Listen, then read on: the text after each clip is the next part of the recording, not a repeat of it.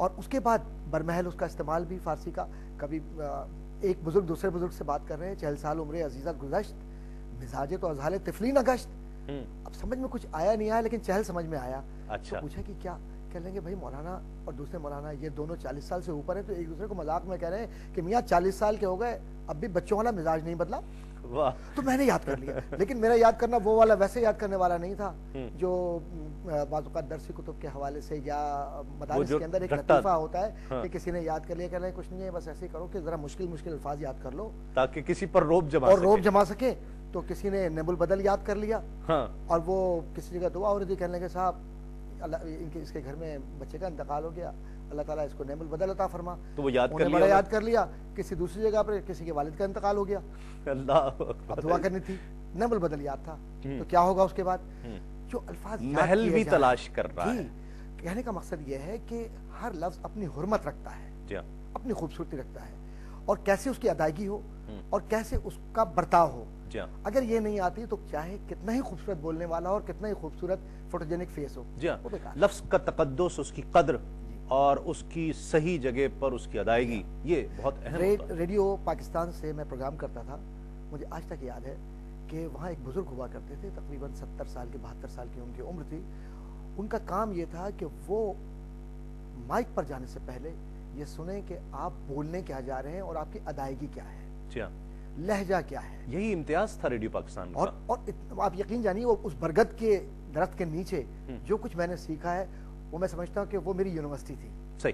آپ کیا اس کام کی طرف آئیں گے کہ اب جو کینیڈا اور امریکہ میں خاص طور پر کام ہو رہا ہے اور کس جہت میں ہو رہا ہے, اس حوالے سے ضرور بات کرتے ہیں. ایک مختصر سے وقفے کے بعد لوٹتے ہیں اس یقین کے ساتھ آپ کہیں نہیں جائیں گے. پڑا رہوں گا, پڑے ہی رہنے سے کام ہوگا. شامدید, آپ پروگرام دیکھ رہے ہیں کیو ٹائم. تسلیم صابری کے ساتھ پروفیسر ڈاکٹر محمد احمد قادری صاحب ہمارے ساتھ تشریف فرما ہے. ان کی شخصیت کے کئی گوشے بات کر رہے ہیں. تحریر, تدریس, تقریر, کیا زیادہ پسند ہے؟ سب کچھ. کیا زیادہ ایفیکٹو ہے آپ کی نظر میں؟ سب کچھ. بالکل ایسے ہی صاحبزادہ صاحب, اگر کوئی کہے کہ صاحب یہ بتائیے کہ آپ سے میں مخاطب ہوں, آپ میں سب سے زیادہ کیا بہتر مجھے لگتا ہے, جب ساری چیزیں مل جاتی ہیں تب صاحبزادہ تسلیم صابری بنتے ہیں.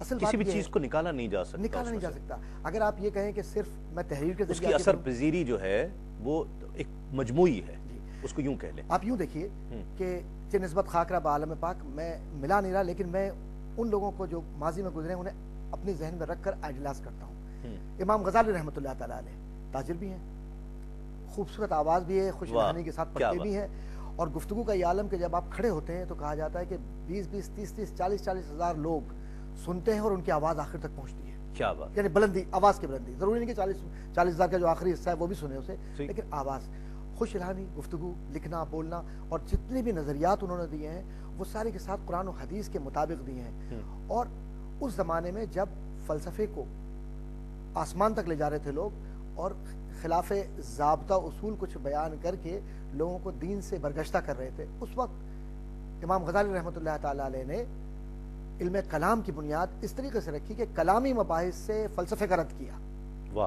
اور یہ ثابت کیا کہ دین سے ہم محبت کیوں کرتے ہیں اور اسلام کیوں اتنا خوبصورت دین ہے. کیا بات, کیا بات. میں نے انہیں دیکھا, مولانا روم رحمۃ اللہ تعالیٰ علیہ بانسری جب بجاتے تھے, سب کو معلوم ہے, تو وہ کہتے ہیں گلے کی بانسری تھی ان کی, جب وہ پڑھتے تھے تو وہ لہن داؤدی ان میں تھا.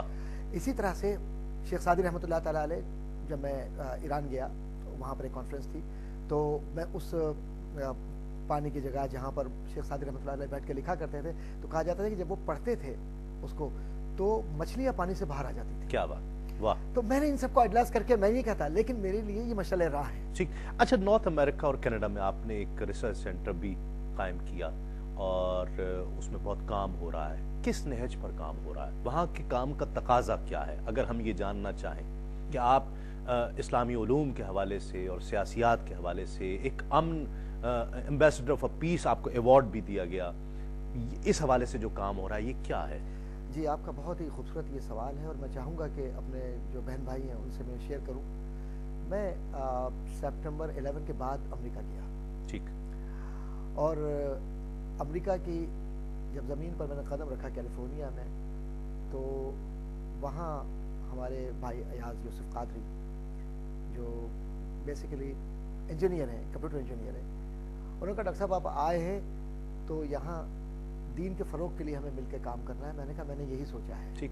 جو ایک غلط فہمیاں پیدا ہو رہی ہیں جی ہاں. ایک اسلام کے حوالے سے، ایک مسلمان کے حوالے سے، اسے ٹھیک کرنا ہے. جی ہاں، اصل بات یہ ہے کہ مدد کرنا، ٹھیک، کہ ایک دوسرے کو سمجھ سکیں، لوگ قریب آ سکیں. اس کے بعد وہاں IECRC Islamic educational and culture research centre ایک ادارے کی بنیاد ڈالی. ٹھیک. اور اس کے بعد ہم نے یہ طے کیا کہ اس ادارے کا جو بنیادی مقصد ہے وہ یہ ہوگا کہ علامہ اقبال رحمۃ اللہ تعالیٰ نے جس طرح سے فکر کو امپارشل طریقے سے پوری دنیا کے لیے دیا اور ایک انقلابی فکر تھی قدیم اور جدید کے امتزاج کے ساتھ، ہمیں اسی کو آگے بڑھانا ہے. اچھا ٹھیک. اور دوسری طرف تصوف کے اندر جب بات کرتے ہیں ہم تو جو اقبال کا رنگ ہے، اقبال کا رنگ ہے اور سعدی کا رنگ ہے، واہ، حافظ کا رنگ ہے، شیرازی کا رنگ ہے، اور فلاں فلاں فلاں فلاں نام لیتے جائیے آپ. اور جب حضرت شیخ عبد القادر جیلانی، خواجہ معین الدین چشتی رحمۃ اللہ تعالیٰ علیہ، یہ سارے اولیاء کرام بزرگان دین بنیادی طور پر علماء تھے.